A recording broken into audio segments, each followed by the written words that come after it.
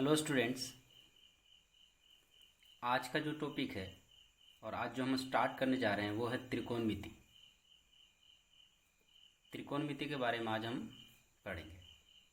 तो इससे पहले टॉपिक स्टार्ट करने से पहले ट्रिग्नोमेट्री जो है, त्रिकोणमिति, उसका इंट्रोडक्शन देखेंगे। इंट्रोडक्शन टू ट्रिग्नोमेट्री, त्रिकोणमिति का परिचय। तो हम लोग देखते हैं सबसे पहले त्रिकोणमिति का परिचय। त्रिकोणमिति, इंग्लिश में इसको ट्रिगोनोमेट्री लिखा जाता है, ट्रिगोनोमेट्री।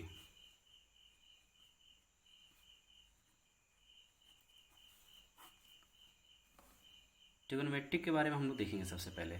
तो इसका इंट्रोडक्शन देखते हैं।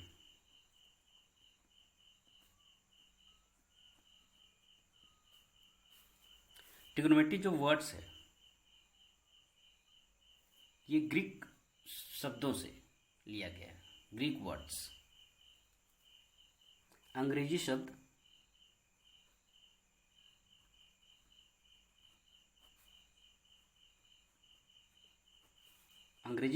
ट्रिग्नोमेट्री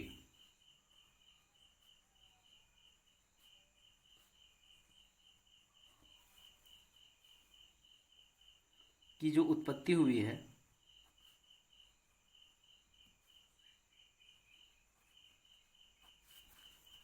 ग्रीक वर्ड्स,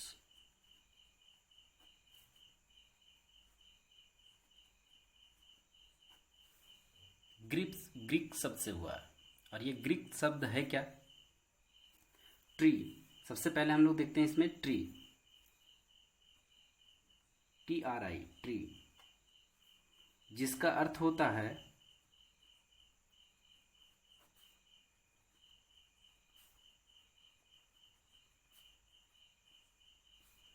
तीन। गोन, जिसका अर्थ होता है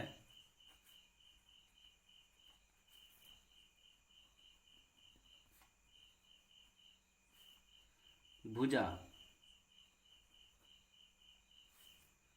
तथा मेट्रोन, जिसका अर्थ होता है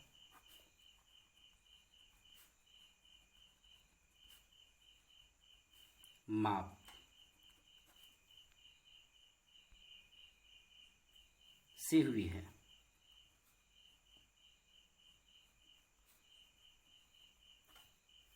अंग्रेजी शब्द की उत्पत्ति यानी ट्रिगोनोमेट्री की जो उत्पत्ति हुई है ग्रीक शब्द, ग्रीक वर्ड्स।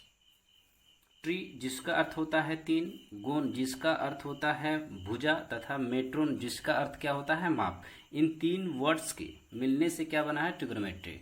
तो सबसे पहले हम लोग ये देखेंगे, ट्रिगोनोमेट्री को पढ़ने से पहले ये देख लेते हैं हम लोग कि राइट एंगल ट्राइंगल, समकोण त्रिभुज, और समकोण त्रिभुज से ही रिलेटेड सारे क्वेश्चंस हम लोग करेंगे। तो सबसे पहले हम लोग देखते हैं समकोण त्रिभुज है क्या।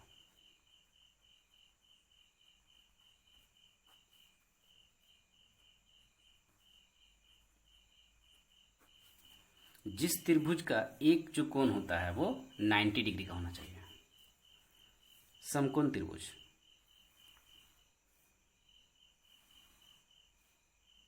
जिस त्रिभुज का एक कोण 90 डिग्री का हो, ये है 90 डिग्री का। मान लेते हैं ये बी है, AC, और यहाँ का जो कोण बन रहा है उसको हम लोग थीटा बोलते हैं, थीटा। जो 90 डिग्री का जो एंगल होता है उसका जो सम्मुख भुजा है, 90 डिग्री का जो एंगल है उसकी जो सम्मुख भुजा है, सामने वाले जो भुजा है उसको हम लोग कर्ण बोलते हैं। और इंग्लिश में इसको हाइपोटेनियस।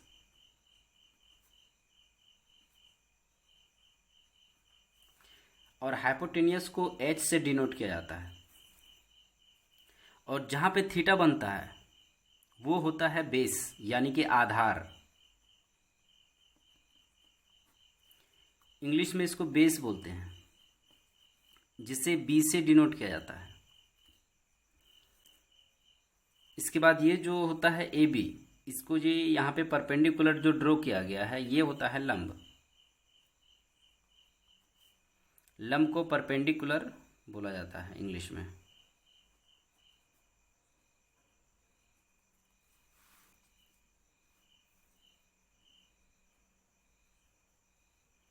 परपेंडिकुलर को पी से डिनोट किया जाता है।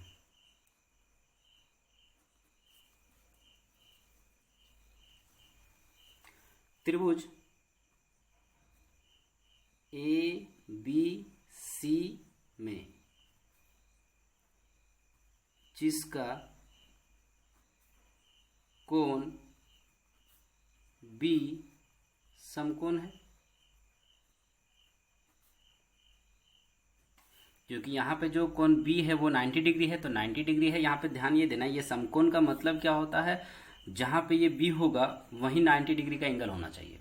और एक राइट एंगल ट्राइंगल यानी एक समकोण त्रिभुज में दो एक्यूट एंगल होते हैं, ये दोनों न्यून कोण होते हैं। एक्यूट एंगल का मतलब दो न्यून कोण होते हैं। पाइथागोरस थ्योरम, ध्यान ये देना, पाइथागोरस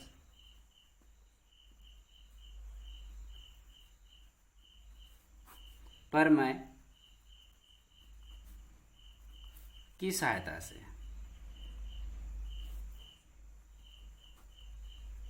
पाइथागोरस थ्योरम क्या है? पाइथागोरस थ्योरम ये है कि कर्ण का जो स्क्वायर होता है वो लंब के स्क्वायर प्लस आधार के स्क्वायर के बराबर होता है। यानी कि कर्ण का जो स्क्वायर होता है, कर्ण का स्क्वायर बराबर होता है लंब का स्क्वायर प्लस आधार के स्क्वायर के बराबर होता है। ये प्रमेय है, पाइथागोरस प्रमेय। अगर हम चाहते हैं कि कर्ण का वैल्यू फाइंड करना, यानी कर्ण का वैल्यू, तो कर्ण बराबर क्या हो जाएगा, ध्यान ये देना है कि इसका जो स्क्वायर है ये अंडर रूट में हो जाएगा, यानी कि लंब का स्क्वायर, और प्लस में क्या हो जाएगा, आधार का स्क्वायर। अब यहाँ पे कर्ण को h से डिनोट किया जाता है, इसका मतलब ये हुआ कि h का स्क्वायर हो जाएगा, और लंब को p से डिनोट किया जाता है, इसका मतलब ये p का स्क्वायर हो जाएगा, और आधार को b से डिनोट किया जाता है तो ये b का स्क्वायर हो जाएगा। h का वैल्यू अगर हम लोग फाइंड करना चाहते हैं तो ये जो स्क्वायर है इस पर रूट हो जाएगा, यानी कि p square plus b square. इसी को अगर हम लोग इस तरह से लिख सकते हैं कि अगर कर्ण है, कर्ण का मतलब क्या है मेरे पास, ए बी, साइड क्या है मेरा ए सी, तो कर्ण है मेरा ए सी, तो ए सी का भी स्क्वायर हो सकता है। ए सी का जो स्क्वायर होता है वो परपेंडिकुलर यानी कि ए बी का स्क्वायर और प्लस बी सी के स्क्वायर के इक्वल होता है।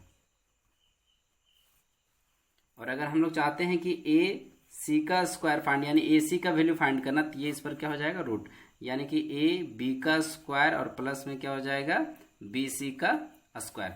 तो हम लोग यहाँ पे इस तरह से भी यूज कर सकते हैं, कर्ण का स्क्वायर इज इक्वल टू लंब का स्क्वायर प्लस आधार का स्क्वायर, या तो हम लोग एच का स्क्वायर यानी ये भी तो कर्ण है, कर्ण का स्क्वायर यानी एच का square is equal to P का स्क्वायर प्लस बी का स्क्वायर, ये दोनों इक्वल होते हैं। फिर यहाँ पे अगर हम लोग चाहते हैं एच, यहाँ पे ए सी का वैल्यू, तो ए सी का स्क्वायर ये भी तो कर्ण है ए सी, तो ए सी का square is equal to A B का स्क्वायर प्लस बी सी का स्क्वायर, यानी कि ये तीन तरह से हम लोग यूज कर सकते हैं इसका वैल्यू फाइंड करने में। नंबर 2 क्या है, अगर हम चाहते हैं कि आधार का यानी कि लंब का स्क्वायर फाइंड करना चाहते हैं, लंब का, तो लंब का स्क्वायर जो हो जाता है, लंब का वैल्यू फाइंड करना चाहते हैं, लंब का जो स्क्वायर होता है वो क्या हो जाता है, तो हमेशा याद रखना कर्ण जो होता है वो सबसे बड़ी भुजाएं होती है समकोण त्रिभुज का, तो सबसे बड़ी भुजाएं होती है और ये दोनों उससे छोटी होती है। तो ध्यान ये देना है कि अगर लंब का स्क्वायर हम लोग फाइंड करना चाहते हैं तो आधार का स्क्वायर ये प्लस में है तो इक्वल के दूसरी तरफ जाएगा तो ये माइनस में हो जाएगा, तो कर्ण का स्क्वायर माइनस क्या हो जाएगा, आधार का स्क्वायर, यहाँ पे हो जाएगा कर्ण का स्क्वायर और माइनस क्या हो जाएगा, आधार का स्क्वायर, कर्ण का स्क्वायर माइनस आधार का स्क्वायर। अगर हम चाहते हैं कि सिर्फ लंब का वैल्यू हो तो लंब बराबर क्या हो जाएगा, इसका स्क्वायर इस पर रूट हो जाएगा, यानी कि कर्ण का स्क्वायर जो हो जाएगा वो माइनस हो जाएगा आधार का स्क्वायर, ये रूट में होगा। अगर हम लोग चाहते हैं कि हाइपोटेन्यूस यहाँ पे h, जो कर्ण को h से डिनोट किया जाता है, यानी कि h का स्क्वायर हो जाएगा, इज इक्वल टू क्या हो जाएगा, परपेंडिकुलर यानी कि एच, हम लोग पी का स्क्वायर फाइंड कर रहे हैं परपेंडिकुलर, तो पी का स्क्वायर इज इक्वल टू क्या हो जाएगा, एच का स्क्वायर माइनस आधार क्या है, बी का स्क्वायर। अगर पी का वैल्यू फाइंड करना चाहते हैं तो ये क्या हो जाएगा, एच का स्क्वायर माइनस बी का स्क्वायर। थर्ड कंडीशन में हम लोग अगर ए बी, लम क्या है मेरा ए बी, तो ए बी का स्क्वायर अगर हम लोग फाइंड करना चाहते हैं तो ए बी का स्क्वायर इज इक्वल टू क्या हो जाता है, ए सी कर्ण का स्क्वायर और माइनस आधार का स्क्वायर, आधार बी सी है तो बी सी का स्क्वायर हो जाएगा। अगर ए बी का वैल्यू हम लोग चाहते हैं फाइंड करना तो क्या हो जाएगा, ये स्क्वायर इस पर क्या हो जाएगा, रूट हो जाएगा, ए सी का स्क्वायर हो जाएगा और माइनस में कितना हो जाएगा, बी सी का स्क्वायर। तो इस तरह से हम लोग लम फाइंड करने के लिए, लम का वैल्यू निकालने के लिए हम लोग क्या करेंगे, लम का वैल्यू इस तरह से भी हम लोग निकाल सकते हैं, या तो ये या ये तीनों कंडीशन है। जिस तरह से हम लोग कर्ण का वैल्यू हम लोग निकालने में ये फॉर्मूला यूज़ किए, उस तरह से लम का वैल्यू भी हम लोग ये फाइंड कर सकते हैं। अब यहाँ पे ध्यान ये देना है कि अगर हम लोग चाहते हैं कि आधार का स्क्वायर फाइंड करना, आधार का वैल्यू, तो आधार का वैल्यू फाइंड करना चाहते हैं तो आधार क्या हो जाएगा, तो नंबर थर्ड जो कंडीशन हो जाएगा, आधार का जो स्क्वायर होता है, आधार का स्क्वायर बराबर क्या हो जाता है, कर्ण का स्क्वायर माइनस में लंब का स्क्वायर।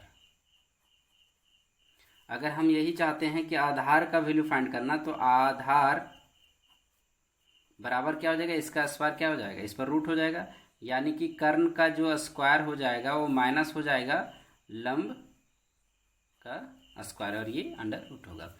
हम लोग यहाँ पे ध्यान ये देना है कि अगर आधार है, आधार को बी से डिनोट किया जाता है, यानी कि बी का स्क्वायर बराबर कर्ण को एच से डिनोट किया जाता है, एच का स्क्वायर माइनस लंब को पी से डिनोट किया जाता है, पी का स्क्वायर। फिर हम लोग बी का वैल्यू अगर फाइंड करना चाहते हैं, इसका स्क्वायर इस पर रूट हो जाएगा तो एच का स्क्वायर माइनस पी का स्क्वायर हो जाता है। फिर अगर हम लोग चाहते हैं कि ए बी का वैल्यू फाइंड करना, तो यहाँ पे ध्यान देना है कि आधार जो है वो मेरा क्या था, बी सी, आधार क्या है मेरा, बी सी, तो आधार यहाँ पे है बी सी, आधार क्या है, बी सी, आधार बी सी है और कर्ण ए सी है और लंब क्या है, ए बी। तो यहाँ पे हम लोग चाहते हैं कि आधार क्या है मेरा, बी सी, तो बी सी का जो स्क्वायर हो जाएगा वो इक्वल किसके हो जाएगा, ए सी कर्ण का स्क्वायर माइनस ए बी लंब का स्क्वायर। अब यहाँ पे बी सी का भी वैल्यू अगर हम लोग फाइंड करना चाहते हैं तो ये स्क्वायर इस पर क्या हो जाएगा, रूट, तो ए सी का स्क्वायर और माइनस में ए बी का स्क्वायर। ये तो डिपेंड करता है कि किससे हम लोग वैल्यू फाइंड कर सकते हैं। आधार का वैल्यू अगर फाइंड करना हो तो ये फॉर्मूला भी यूज़ कर सकते हैं, इसे भी यूज़ कर सकते हैं, ये तीनों में से किसी को भी यूज़ करके हम इसका वैल्यू आसानी से निकाल सकते हैं। नेक्स्ट जो मेरा है त्रिकोणमितीय अनुपात।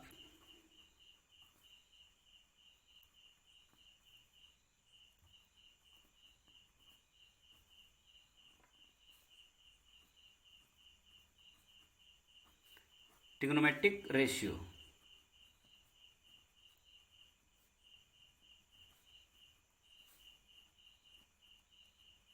Trigonometric ratios. त्रिकोणमितीय जो अनुपात है वो टोटल 6 है। 6 जो हमें आगे चल के इसके बारे में डिटेल्स जानकारी लेना है।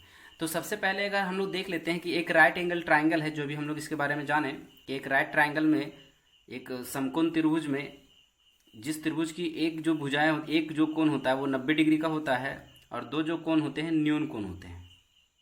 तो ये अगर बी है मेरा, तो यहाँ पे 90 डिग्री का कोण बन गया, ये ए है और ये सी है। अगर हमेशा याद रखना कि थीटा जो बनता है हमेशा आधार, और आधार में अगर थीटा बन रहा है, अगर यहाँ पे थीटा बन रहा है तो ये हो गया आधार, अगर थीटा यहाँ पे बन जाता तो ये हो जाता है आधार और ये लंब। तो यहाँ पे थीटा बन रहा है और यहाँ पे ये क्या कर्ण हो गया, जिसे एच से डिनोट किया जाता है, जिसको हम लोग हाइपोटेनियस भी बोले अभी,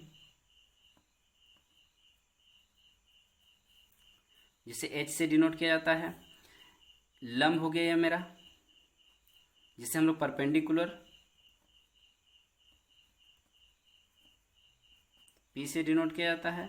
ये हो गया आधार, बेस बी से डिनोट किया जाता है। एंगल यानी कोण थीटा, यहाँ पे कोण सी भी यूज कर सकते हैं कि सी के स्थान पे थीटा एंगल बन रहा है, तो कोण थीटा का जो साइन होता है का संक्षेप रूप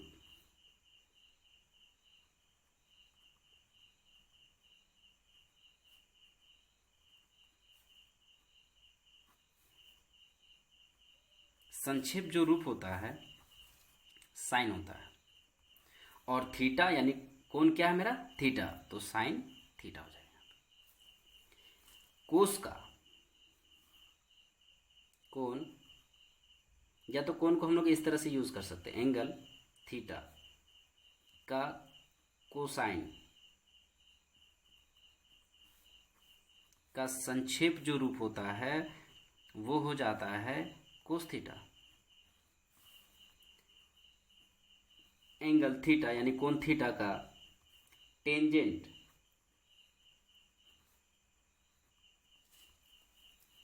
का जो संक्षेप रूप होता है वो हो जाता है टेन थीटा।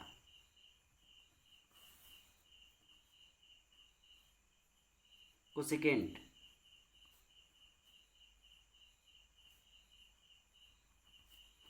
का जो संक्षेप रूप होता है वो हो जाता है कोसेक, और एंगल क्या है मेरा थीटा। एंगल थीटा का जो सेकेंड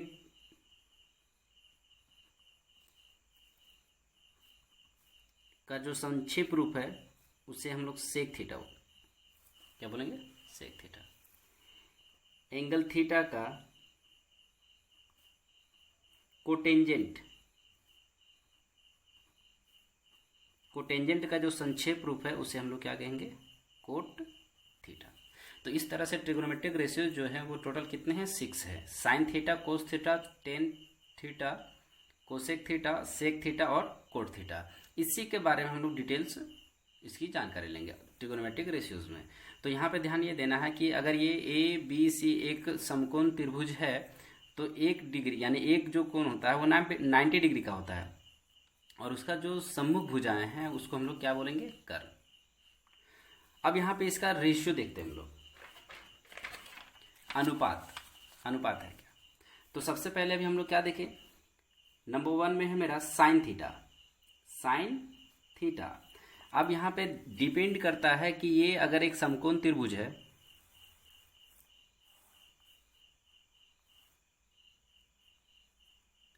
ये बी ए और ये सी और थीटा यहाँ बन रहा है, और अगर यहाँ पे ध्यान देना है कि ये कर्ण है और ये क्या है लंब और ये आधार है, थीटा यहाँ पे बन रहा है। तो साइन थीटा बराबर जो हो जाता है वो क्या होता है लंब बटा कर्ण, यानी कि लंब क्या है मेरा, तो लंब को हम लोग यहाँ पे परपेंडिकुलर भी बोलते हैं कभी।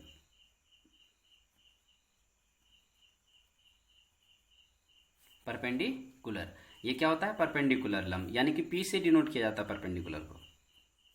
तो यहाँ पे ध्यान ये देना, लंब को हम लोग क्या पी से डिनोट करते हैं, तो पी बाई हाइपोटेनियस एच, यानी कर्ण को क्या बोलते हैं हम लोग हाइपोटेनियस, एच से डिनोट किया जाता है। आधार यानी कि बेस हो गया, बी से डिनोट किया जाता है। तो यहाँ पे पी बाई एच हो जाएगा कर्ण, और यहाँ पे ध्यान देना है कि पी परपेंडिकुलर क्या है मेरा ए बी, तो यहाँ पे ए बी और बटा में क्या है कर्ण ए सी भी यहाँ पे यूज कर सकते हैं। इस तरह से साइन थीटा को हम लोग लंब बटा कर्ण, या तो पी बाई एच या तो ए बी बाई ए सी, ये तीनों लंब बटा कर्ण ही है। नंबर 2 है कोस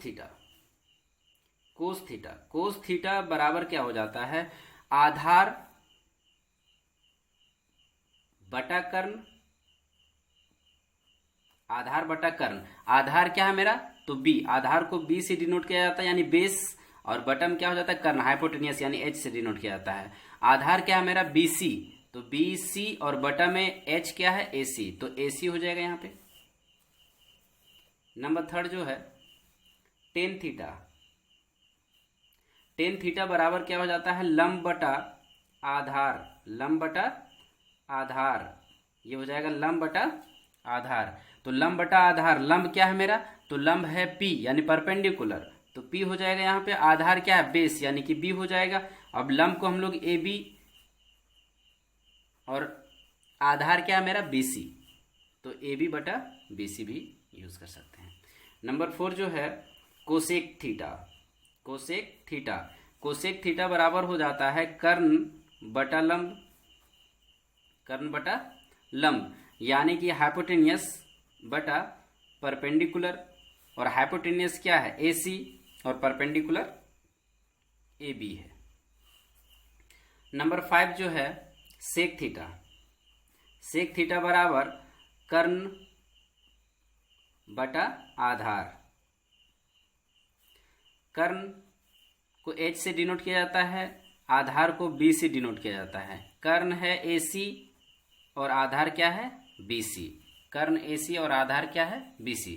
तो यहाँ पे सेक थीटा बराबर H बाई B भी यूज कर सकते हैं, AC बटा BC, यानी कि कर्ण बटा आधार ही है दोनों तीनों। नंबर 6 क्या है कोट थीटा। कोट थीटा बराबर क्या हो जाएगा, तो कोट थीटा बराबर हो जाता है आधार बटा लंब। कोट थीटा बराबर आधार, आधार क्या है मेरा, तो आधार को B से डिनोट किया जाता है और लंब को P से डिनोट किया जाता है। लंब आधार क्या है मेरा BC और लंब क्या है AB। तो यहाँ पे जो त्रिकोणमितीय अनुपात है वो 6 है। तो साइन थीटा बराबर लंब बटा कर्ण, कोस थीटा बराबर आधार बटा कर्ण, टेन थीटा बराबर लंब बटा आधार, कोसेक थीटा बराबर कर्ण बटा लंब, सेक थीटा बराबर कर्ण बटा आधार और कोट थीटा बराबर आधार बटा लंब। अब यहाँ पे ध्यान ये देना है कि ये त्रिकोणमितीय अनुपात है और इसमें जो यूज होगा, जो इम्पोर्टेंट फॉर्मूला है उसके बारे में हम लोग देखते हैं, कुछ महत्वपूर्ण सूत्र। तो महत्वपूर्ण सूत्र जो है इम्पोर्टेंट फॉर्मूला,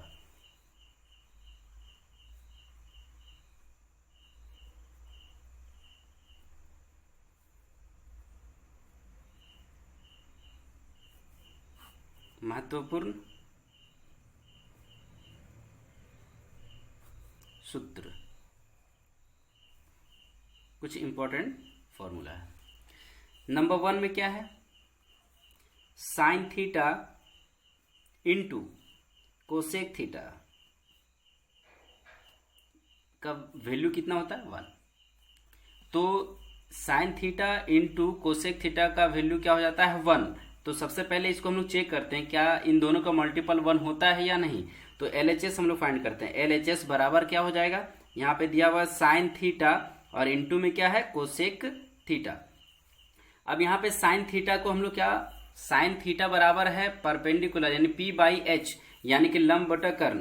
तो P बराबर जो है यानी साइन थीटा बराबर लंब बटा कर्ण, लंब को क्या बोलेंगे P और बटा में H, गुना में कोसेक थीटा। कोसेक थीटा बराबर H बाई P होता है, तो H बाई P यूज कर सकते हैं। P और P कैंसिल, H और H कैंसिल हो जाएगा यहाँ पे, तो ये 1 बाई 1 हो जाएगा जिसका वैल्यू 1, और ये क्या मेरा RHS,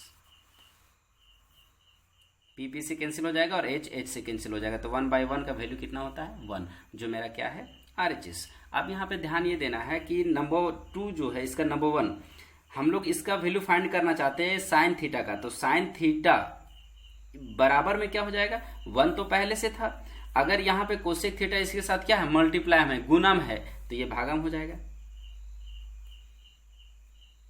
कोसेक थीटा। दूसरा जो है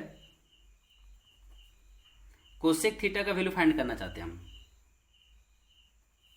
तो कोसेक थीटा बराबर क्या हो जाएगा, तो 1 तो पहले से था, कोसेक थीटा का वैल्यू फाइंड कर रहे हैं तो साइन थीटा इसके साथ गुणम है तो ये क्या हो जाएगा भागम है, तो ये साइन थीटा हो जाएगा। यानी कि साइन थीटा बराबर 1 बाई कोसेक थीटा होता है और कोसेक थीटा बराबर 1 बाई साइन थीटा होता है। नंबर 2 जो है cos theta into sec theta का वैल्यू भी क्या होता है 1। तो इसका LHS से हम लोग चेक करते हैं कि इसका वैल्यू 1 होता है या नहीं। तो ये हो जाएगा कोस थीटा और इंटू में क्या है सेक थीटा। तो कोस थीटा को हम लोग यहाँ पे ध्यान ये देना है, कोस थीटा बराबर हो जाता है, कोस थीटा बराबर B बाई H यानी आधार बटा कर्ण। तो आधार यानी B बाई H, तो इसका वैल्यू क्या हो जाएगा B और बाई में क्या हो जाएगा H into sec theta. Sec theta बराबर क्या हो जाता है कर्ण बटा आधार यानी H बाई B, तो ये हो जाएगा H और बाई में B एच और एच कैंसिल हो जाएगा और बी कैंसिल हो जाएगा। 1/1 का मतलब 1 हो जाता है, जो मेरा RHS है।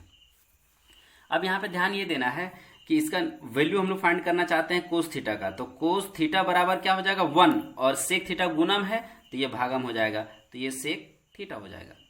नंबर 2 जो है इसका कोस यानी सेक थीटा बराबर क्या हो जाएगा 1, तो पहले से था इक्वल के इधर। अब यहाँ पे ध्यान देना है कि कोस थीटा जो है वो गुणम है, तो ये हो जाएगा भागम, तो ये हो जाएगा कोस थीटा। तो साइन यानी कोस थीटा बराबर 1/सेक थीटा और सेक थीटा बराबर 1/कोस थीटा। थर्ड जो है tan theta into cot theta का वैल्यू क्या होता है 1 होता है। तो सबसे पहले इसको हम लोग चेक करते हैं। LHS में क्या हो जाएगा tan theta into cot theta. Tan theta का वैल्यू क्या होता है, तो यहाँ पे ध्यान दीजिए कि टेन थीटा का जो वैल्यू होता है लंब बटा आधार, लंब को यहाँ पे P से डिनोट किया जाता है, आधार को B, तो P/B हो जाएगा यहाँ पे। तो ये हो गया इसका वैल्यू P और बाई में B इंटू कोट थीटा बराबर क्या होता है आधार बटा लंब B/P, यानी कि B और बाई में क्या हो जाएगा P से P कैंसिल हो जाएगा और B से B। इसका वैल्यू 1/1 जिसका वैल्यू है RHS यानी 1 और 1 RHS है। RHS क्या है 1 है। इसका मतलब क्या हो गया LHS और RHS दोनों इक्वल है, यानी कि ये फॉर्मूला सही है। तो इसका जो नंबर 1 में हम लोग यूज कर सकते हैं, टेन थीटा का अगर वैल्यू हम लोग फाइंड करना चाहते हैं तो टेन थीटा बराबर होता है 1/कोट थीटा, क्योंकि ये कोट थीटा गुणम है तो इसके साथ क्या हो जाएगा भागा में। दूसरा जो है इसका हम चाहते हैं कोट थीटा का वैल्यू फाइंड करना, तो कोट थीटा बराबर 1 तो पहले से है और यहाँ टेन थीटा इसके साथ गुणम है तो ये क्या हो जाएगा भागा में, तो टेन थीटा हो जाएगा। तो इस तरह से ये जो त्रिकोणमितीय अनुपात का जो इम्पोर्टेंट फॉर्मूला है वो ये है, जो हम लोग एक्सरसाइज जब स्टार्ट करेंगे, जब क्वेश्चन सॉल्व करेंगे तो उस समय ये जो फॉर्मूला है वो यूज होगा। तो इस तरह से जो फर्स्ट टॉपिक है मेरा एक्सरसाइज 8.1 ट्रिग्नोमेट्रिक का त्रिकोणमिति का वो स्टार्ट करेंगे। उससे पहले ये जितने भी फॉर्मूला है उसको ध्यान में रखते हुए आगे हम लोग क्वेश्चन सॉल्व करेंगे। तो इस तरह से आज का जो वीडियो है यहीं पे कंप्लीट होता है। नेक्स्ट जो मेरा वीडियो होगा उसमें से एक्सरसाइज 8.1 का सारा क्वेश्चन को सॉल्व किया जाएगा।